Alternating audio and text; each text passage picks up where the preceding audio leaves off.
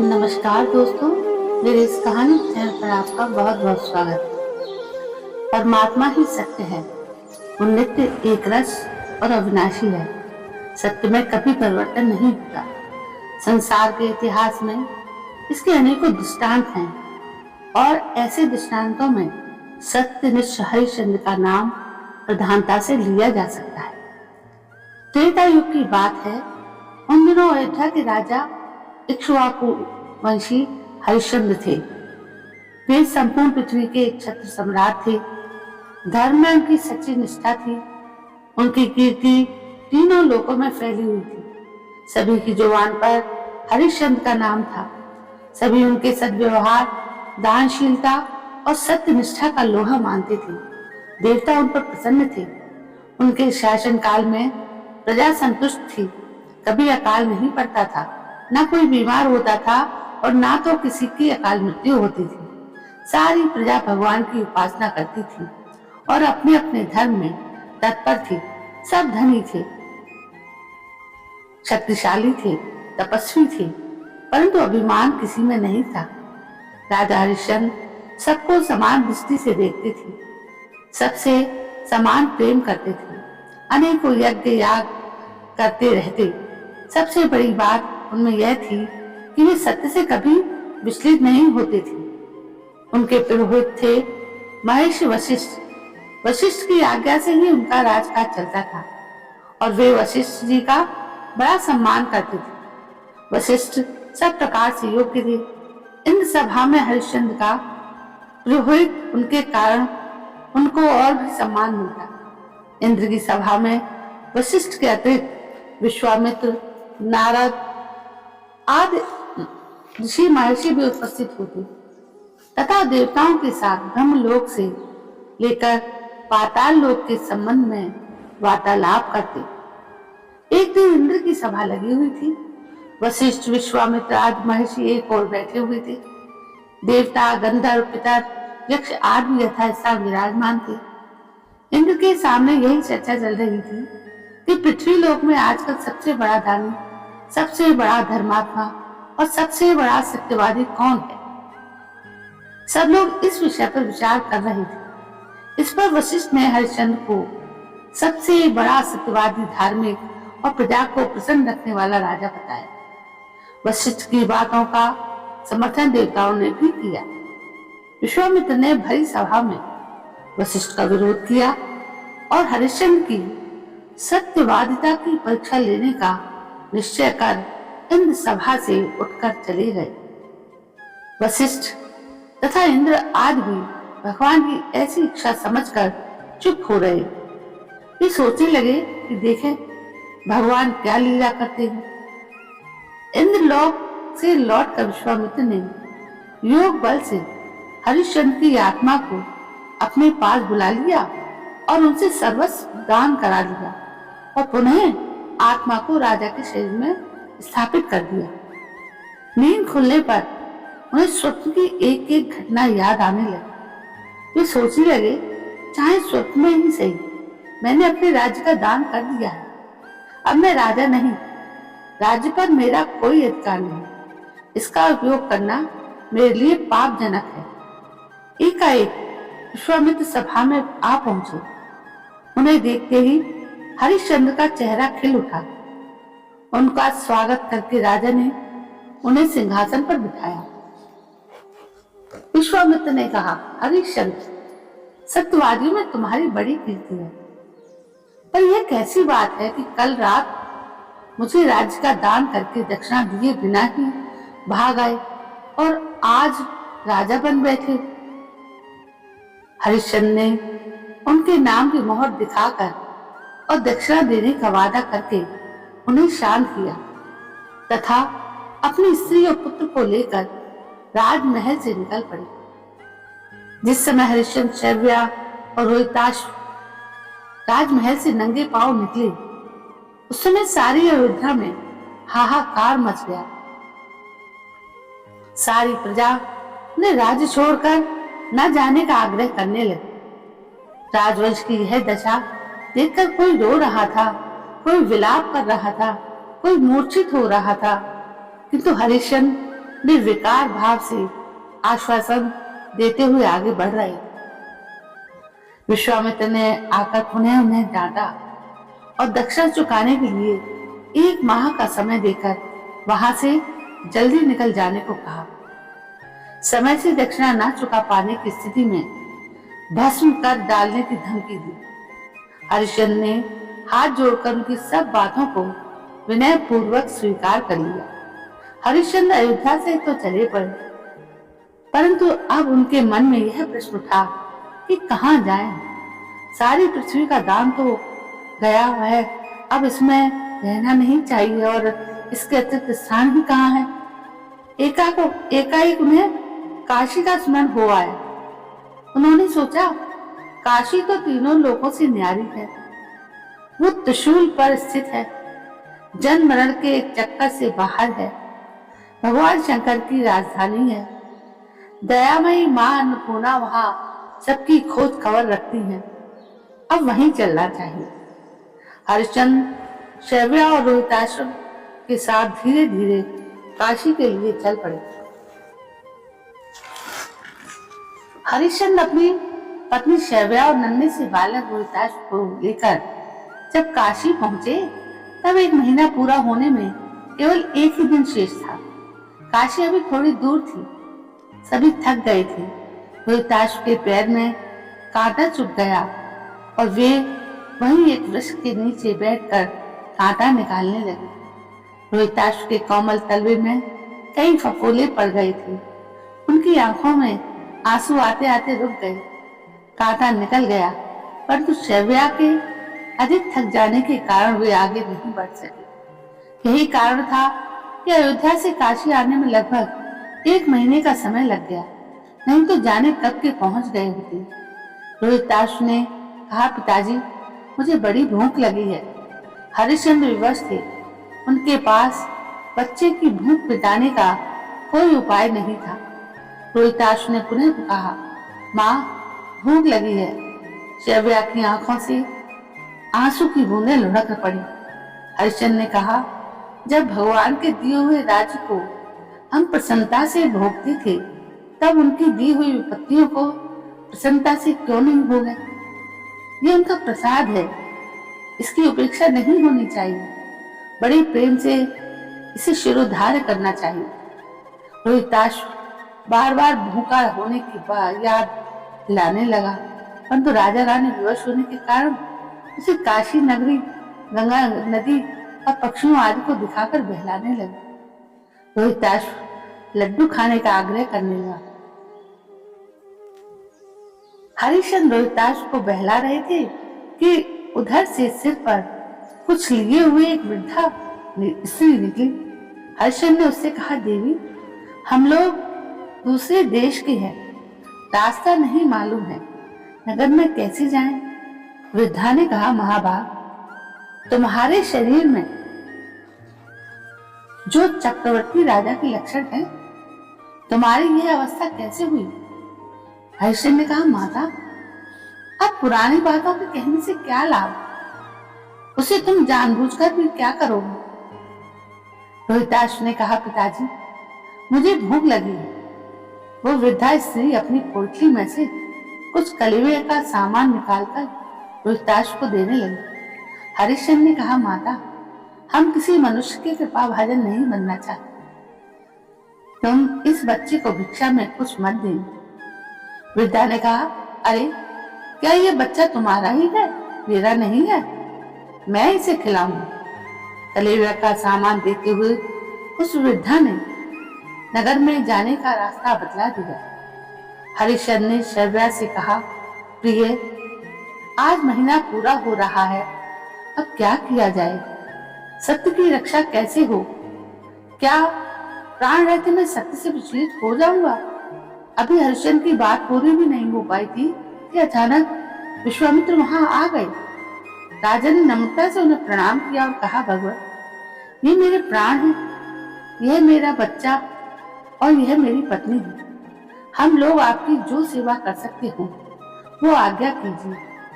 विश्वामित्र ने कहा, मैं ये सब नहीं जानता, आज महीना पूरा हो रहा है, मेरी दक्षिणा दे दो, तुम अपनी प्रतिज्ञा पर अटल हो ना?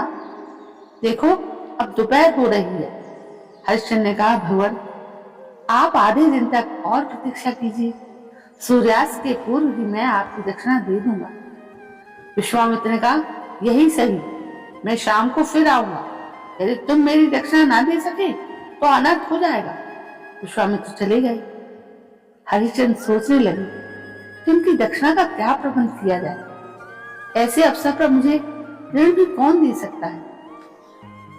किसी से दान लिया ही ना नहीं जा सकता।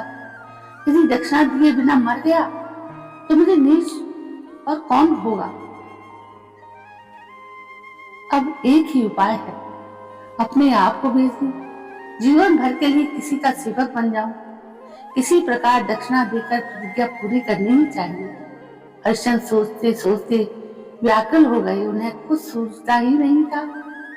श्याव्या ने कहा, महाराज आप चिंता छोड़कर अपने सत्य का पालन करें।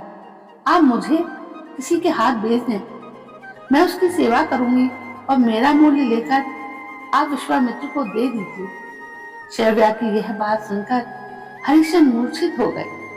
वे किसी प्रकार अपने आप को संभाल कर कहने लगे, प्रिय यह तुमने क्या कहा? यह तो बड़े दुख की बात है। क्या हमारा प्रेम बंधन समाप्त हो चुका है? क्या हम सुख के दिन भूल गए? मैं ऐसा निष्ठुर कार्य कैसे कर सकता हूँ? मैंने ऐसी बातें सुन ली, मुझे धिक्कार है, मुझे धिक्कार है। हरिश्चंद्र जमीन पर गिर पड़े। श्याव्या समझाने लगी, राजन ये किस कर्म का फल है? आप जमीन पर इस तरह क्यों सो रहे हैं? इंद्र और उपेंद्र के समान सुख भोगने वाले आपको मैं जमीन पर पड़ा हुआ नहीं देख सकती। इतना कहते कहते श्याव्या का गला भर आया और वो भी मूर्छित होकर जमीन पर गिर पड़ी। रोहिताश रो रो कर पुकारने लगा, पिताजी उठिए, माँ उठिए, मुझे गोद में ले लो, मुझे भूख लगी है, मुझे कुछ खिलाओ, मेरी जीभ सूख रही है, मुझे पानी पिलाओ। उसी समय विश्वामित्र वहां फिर उपस्थित हो गए। विश्वामित्र ने मूर्छित हरिश्चंद्र और श्याव्या के ऊपर अपने कमंडल का शीतल जल छिड़क कर उन्हें जगाया और कहा, राजन उठो, अपनी प्रतिज्ञा पूरी करो। ऋणी मनुष्य का दुख प्रतिक्षण बढ़ता ही जाता है। उठो, अपने धर्म का पालन करो, विलंब मत करो। विश्वामित्र सायंकाल तक दक्षिणा चुका देने को कहकर चले गए। हरिश्चंद्र ने श्याव्या की सहमति से उन्हें तथा अपने को बेचकर दक्षिणा चुकाने का निश्चय किया। पुत्र तथा पत्नी के साथ नगर में प्रवेश किया। वे जोर जोर से पुकार कर अपनी पत्नी को बेचने की घोषणा करने लगे। लोग हरिश्चंद्र की बात सुनकर चकित हो गए थे। बहुत से लोग सोच रहे थे कि किस संकट के कारण यह व्यक्ति अपनी पत्नी को बेच रहा है। कई लोगों को दया आ रही, कईयों की आंखों से आंसू बहने लगे। उसी समय एक वृद्ध ब्राह्मण उन्हें खरीदने के लिए आ गए। वे हरिश्चंद्र से बोले, मुझे एक दासी की आवश्यकता है। मेरी धर्मपत्नी बड़ी ही सुकुमारी है, उससे घर के काम नहीं हो पाते। बोलो क्या लोगे? हरिश्चंद्र ने कहा, भगवान मैं नहीं जानता इसका क्या मूल्य होना चाहिए, जो उचित हो वो आप दे दीजिए। वृद्ध ब्राह्मण वेशधारी विश्वामित्र ने कहा, राजन तुम्हारी स्थिति सब प्रकार से योग्य है। इसे देखने से स्पष्ट मालूम होता है कि इसका चरित्र पवित्र है, इसलिए इसका मूल्य करोड़ों स्वर्ण मुद्रा होना चाहिए। इतना कहकर उन्होंने हरिश्चंद्र के वक्कल वस्त्र में स्वर्ण मुद्राएं रखी और श्याव्या को पकड़कर अपने साथ ले चलने लगा। रोहिताश ने अपनी माँ की साड़ी पकड़ ली। उसे डांट कर वे वृद्ध ब्राह्मण महारानी श्याव्या को खींचकर ले जा रहे थे कि पुत्र स्नेह के कारण उनके धैर्य का बांध टूट गया और वो रोने लगी। उसने कहा, ब्राह्मण देवता आपने मुझे खरीद लिया है, मैं आपकी दासी हो गई। मैं आपके साथ चलने के लिए तैयार हूँ, परंतु एक क्षण के लिए आप मुझे छोड़ दीजिए। मैं अपने बच्चे को भर आंख देख लूं, फिर ये कब मिलेगा? उसने रोहित की ओर देखकर कहा, बेटा मेरा स्पर्श मत करो। राजकुमार मैं अब दासी हो गई हूँ। बालक रोहिताश माता को इस रूप में देखकर माँ माँ कहकर रोने लगा। और जोर से पकड़ लिया। तो किसी प्रकार अपनी माता को छोड़ता ही नहीं था। रावण ने रोहिताश को डांट कर उसे एक लात मारी। वो गिर पड़ा। अयोध्या के चक्रवर्ती महाराजा हरिश्चंद्र की महारानी शैव्या आज पतिव्रत धर्म के निर्वाह के लिए ब्राह्मण की दासी होना भी स्वीकार कर चुकी।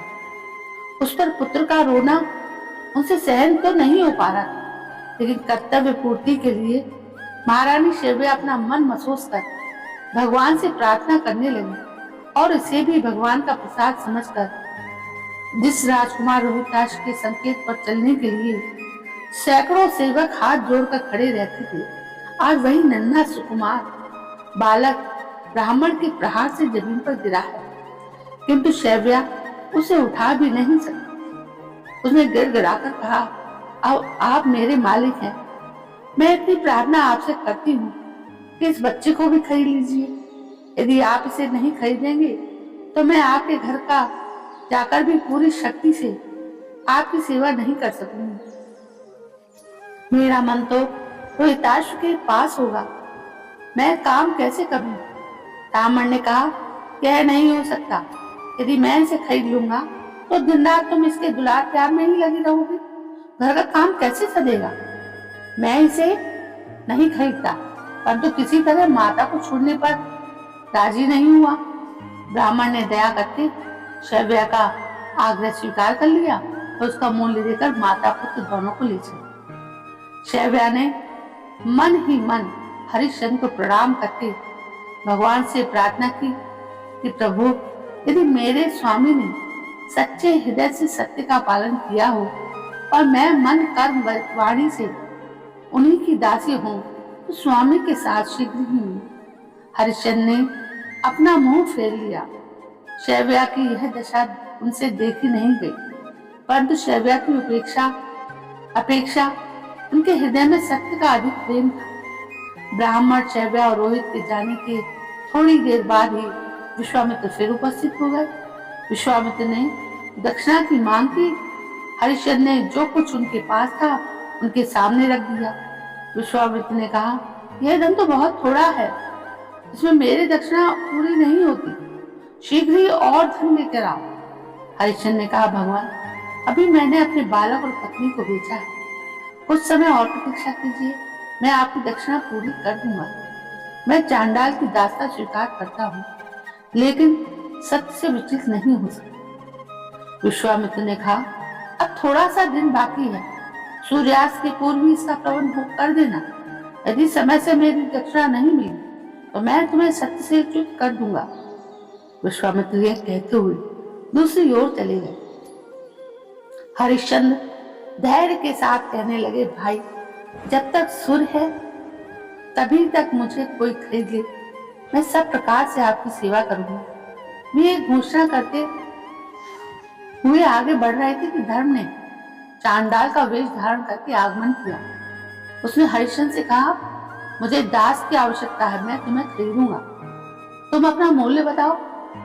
उसकी भीषण आकृति देखकर हरिश्चंद्र सशंकित हो गए। उन्होंने कहा, भाई, तुम कौन हो? चांडाल ने कहा, मैं प्रवीर नाम का चांडाल हूँ, मेरा काम है मुर्दों का कर लेना और जल्लादी करना। हरिश्चंद्र की आत्मा कांप उठी। वे सहसा यह निर्णय नहीं कर सके कि चांडाल के हाथों बिकना ठीक है कि नहीं। एक और सूर्यास्त के पहले बिक नहीं जाते, दक्षिणा नहीं देते तो सत्य से च्युत होना जाने का भय था, और दूसरी ओर यदि बिक जाते हैं तो चांडाल की सेवा करनी पड़ती है। आत्मा के विरुद्ध, धर्म के विरुद्ध चांडाल की सेवा करने से मेरी क्या गति होगी, इस विचार में पड़ गया। उसी समय क्रोध से लाल लाल आंखें किए हुए विश्वामित्र आते देख पड़े। विश्वामित्र को देखते ही हरिश्चंद्र उनके चरणों पर गिर पड़े। विश्वामित्र ने कहा, अब तुम्हारा पर्याप्त मूल्य देने के लिए चांडाल तैयार है, तब बिकने में आनाकानी क्यों कर रहे हो? क्या तुम मुझे दक्षिणा देना नहीं चाहते? हरिश्चंद्र ने हाथ जोड़कर कहा, भगवान, मैं पवित्र सूर्यवंश में पैदा हुआ हूँ। अब तक मैंने जानबूझकर वर्णाश्रम धर्म के विरुद्ध कोई आचरण नहीं किया है।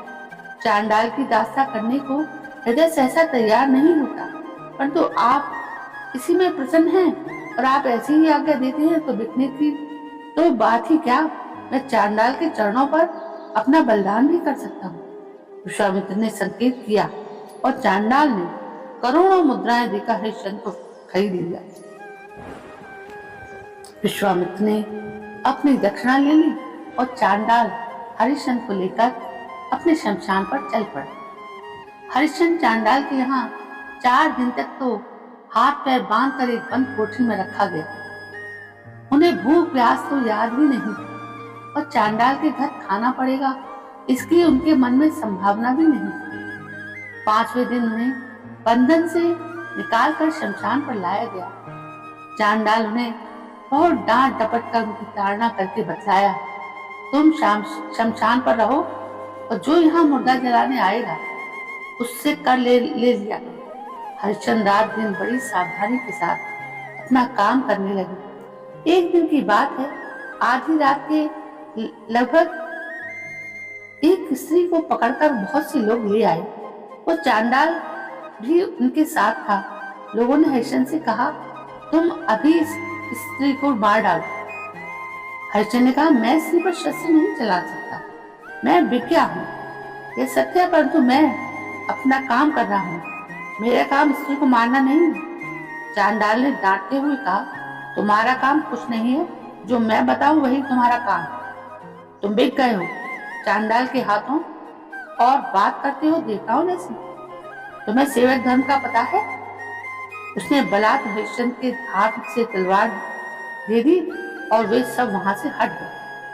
उस स्त्री ने हरिश्चंद्र से कहा, भाई मैं बड़ी विपत्ति में फंसी हुई हूँ। मेरा एक नन्हा सा लड़का था, वो आज जिनके यहाँ मैं रहती हूँ उनका कुछ लाने के लिए जंगल में गया था और वहीं सांप के काटने से मर गया। दिन में तो मुझे उसके पास जाने की आज्ञा नहीं मिली।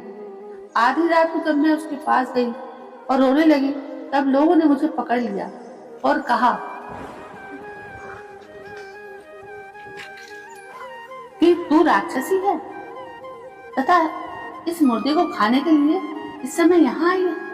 मैं बहुत रोई, बहुत गिड़गिड़ाई, पर उन्होंने एक नहीं सुनी। यहाँ पकड़कर मुझे ले आए और मारने की आज्ञा दे दी। मैं तुमसे एक प्रार्थना करती हूँ कि मुझे एक घड़ी की छुट्टी दे दो। मैं अपने बच्चे के शव को उठा ले आऊं, उसका दाह संस्कार कर दूं, तब मुझे मार डालना। मुझे अपने जीवन से कोई मोह नहीं। हरिश्चंद्र ने अनुमति दे दी।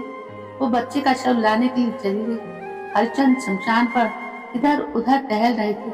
उनका मन उसी स्त्री के संबंध में नाना प्रकार के संकल्प विकल्प कर रहा था।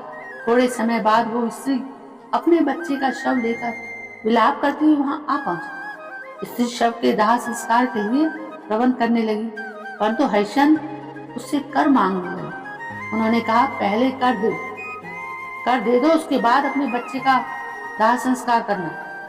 शैव्या कर कहाँ से दे, उसके पास था ही क्या। वो अपने बच्चे को हृदय से लगाए रो रही। हरिश्चंद्र ने देखा कि बालक तो बड़ा ही सुंदर है, उसके शरीर में राजा के लक्षण है, उसकी मृत्यु सांप काटने से हुई है। मेरा रोहित भी तो इसी उम्र का होगा। भगवान उसकी रक्षा करे। वे शैव्या को पहचान न सके। दासी का काम करते करते उसकी आकृति बदल गई। शैव्या ने भी हरिश्चंद्र को नहीं पहचाना। उनके मन में ये कल्पना भी नहीं थी कि महाराज चांडाल के वेश में होंगे। वो विलाप करने लगी, बेटा तुम कहाँ हो, बोलते क्यों नहीं? हम किस पाप का फल भोग रहे हैं? मेरे स्वामी कहाँ हैं? वे मुझे समझाते भी नहीं, तुम्हें जगाने के लिए आते भी नहीं। वे किस पर विश्वास करके इतना निश्चिंत हो गए? राज्य, पत्नी, पुत्र सब सत्य की रक्षा के लिए उन्होंने त्याग दिया, इसकी कोई चिंता नहीं। परंतु राजर्षि हरिश्चंद्र का पुत्र आज दाह संस्कार के लिए शमशान पर पड़ा है और उसके शरीर पर कफन तक नहीं। क्या इस बात का उन्हें पता है? यह हरिश्चंद्र ने शैव्या को पहचान लिया। अरे ये शैव्या है, मेरा रोहित मर गया, ये कहते हुए हरिश्चंद्र जमीन पर गिर पड़े। कुछ ही क्षणों में हरिश्चंद्र को चेतना आई और वो विलाप करने लगे। उन्होंने झपट कर रोहिताश के शव को अपनी गोद में उठा लिया और मूर्छित से हो गए।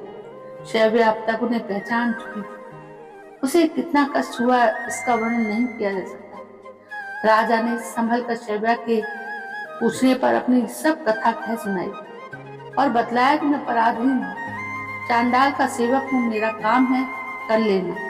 मैं अब अपने जीवन का प्रयोजन नहीं देखता।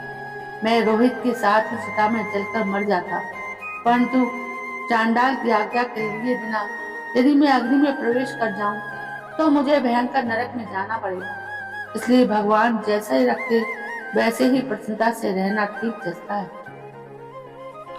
शैव्या ने कहा, स्वामी, मेरा जीवन ही किस काम का है। आप मेरे पास नहीं, रोहित था वो भी चल बसा, अब किसके लिए जीऊं? परंतु मैं ब्राह्मण की दासी हूँ ना, उसकी आज्ञा के बिना मुझे भी मरने का अधिकार नहीं। यही बड़ा अच्छा है कि पुत्र के दाह संस्कार के समय आप उपस्थित हैं। अब हरिश्चंद्र के सामने कठिन कर्तव्य आ गया।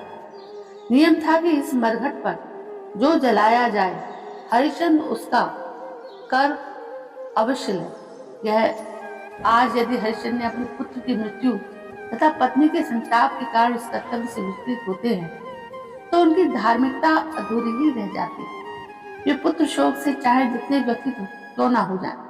आज वे पिता नहीं है, चांडाल के सेवक हैं। पहले कर देकर फिर अग्नि संस्कार करो। शैव्या ने कहा, स्वामी, आप तो देखते ही हैं मेरे पास क्या है, ये कहाँ से कर दे सकती हूँ। पर तो हरिश्चंद्र ने उसकी एक ना सुनी। शैव्या ने कहा, यही एक साड़ी मेरे पास है, मैं इसमें से आधा फाड़ कर दे देती हूँ और आधे से अपनी लज्जा निवारण कर लूँ। हरिश्चंद्र ने स्वीकार कर लिया।